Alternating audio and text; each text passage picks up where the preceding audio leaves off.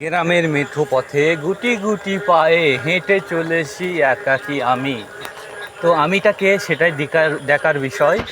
তো সেটা দেখাদেখি থাক।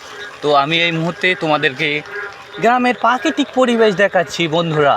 তো বন্ধুরা তোমরা দেখতে থাকো সেই গ্রামের ভাইরাল গ্রাম পুকুরিয়া। আর আমি অডিয়েন্স হচ্ছি বন্ধু শাহিদ। তো তা দেখানোর সব কিছু চেষ্টা করব, আপ্রাণ চেষ্টা করব তোমাদেরকে দেখানোর যে গতকাল ভয়াবহ একটা ছোটোখাটো দুর্ভিক্ষ চলে গেছে এই গ্রামের ওপর দিয়ে ছোটোখাটো দুর্ভিক্ষ চলে গেছে, যার জেরে মাঠের শত শত একর জমির পাট মনে হচ্ছে কে যেন সোনার ফসলে মই দিয়েছে। হ্যাঁ, আপনারা ঠিকই শুনছেন, সোনার ফসলে মই দিয়েছে। তো যাই হোক, কিছু বলবো না, আপনারা দেখতেই থাকুন ভিডিও। দেখেন কত ভালো পাটের জমি, পাট বলে বোঝানোর মতো না।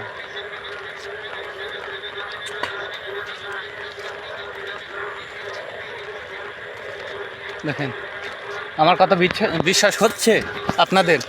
দেখেন পাট, কত ভালো ভালো পাট, কি হয়েছে, কি অবস্থা, চাষি কি করে বাঁচবে এই পাটের এই দশা হলে? পাটের এখন 18,000 বাজার, যেমন 18,000 বাজার তেমন 18,000 টাকা করে খরচ করে এই জমির পাটগুলো তুলতে হবে। পাট দেখেন, জুম করে দেখাচ্ছি, কী পরিমাণে অগোছালো হয়ে গেছে। এই 5 কাঠা জমির পাট কাটতেই 5টা মুনিশ লাগবে, যেটি 1 বিঘে, তার মানে 10টা মুনিশ লাগবে বিঘেতে।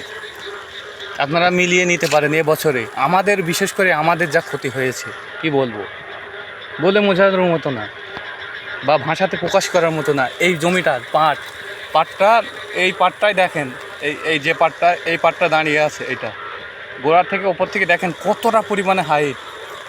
আমি 6 ফুট লম্বা, কিছু নিলে আমার মতো দুটো মানুষ ভোর এরকম লম্বা, 10 ফুটের নিচে নয়, 10-11 ফুট করে হবে, এত পরিমাণে লম্বা হয়েছে।